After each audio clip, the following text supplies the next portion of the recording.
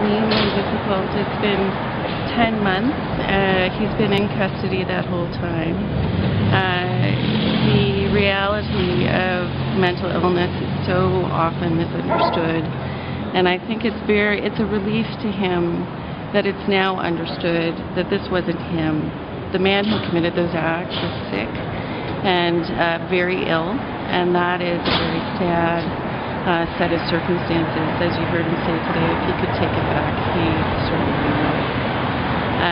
So it is a relief to have the matter finally dealt with, and to have the matter dealt with in a way that will see him now move on to treatment, which is the proper place for him to be.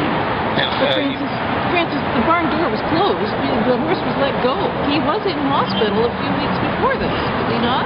He was. He was taken to the hospital and was treated. He was seen as a patient that experienced severe psychosis at that time. Unfortunately, he was released without a plan for treatment at that time, and then, of course, without treatment, his condition deteriorated. We often see in this courthouse, we see people who show up in our adult therapeutic courts who need treatment but have been unable to get that treatment until they commit a crime. Yes. We have a case here of a man who was obviously having a psychotic event weeks before he stabbed his own child, and yet he was unable to get treatment. The sad thing is that he was at the very place to get the treatment, and for whatever reason, he was released, as I say, without diagnosis, without plan, without medication. And so what we see is a man who is a loving father.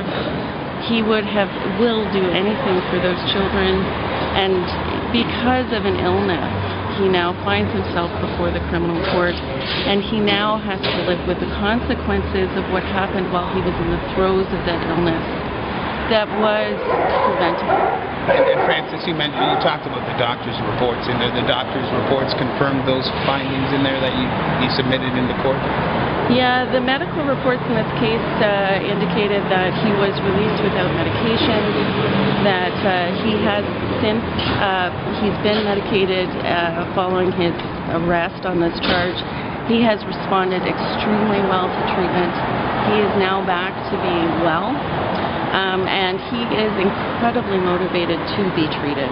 And so it makes it all the more tragic, because this is a man. Often in mental health cases, we see individuals who can't come to grips with the fact that they have a mental illness. That is not this man. He is totally compelled to get treatment and is responding very well to it. Is he motivated at this point? Incredibly.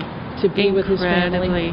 I think his statement in court really tried to drive home how committed he was to making sure that his illness never, ever posed a risk to anyone again. It must be terrifying to know that you have an illness of that degree, and he has absolutely come to grips with that to date and is totally prepared to do whatever it takes. And heartbreaking to know that he has a wife and children who are too scared to see him right now, and hopefully, though, as he responds to treatment, that he can mend some of those fences. We'll see.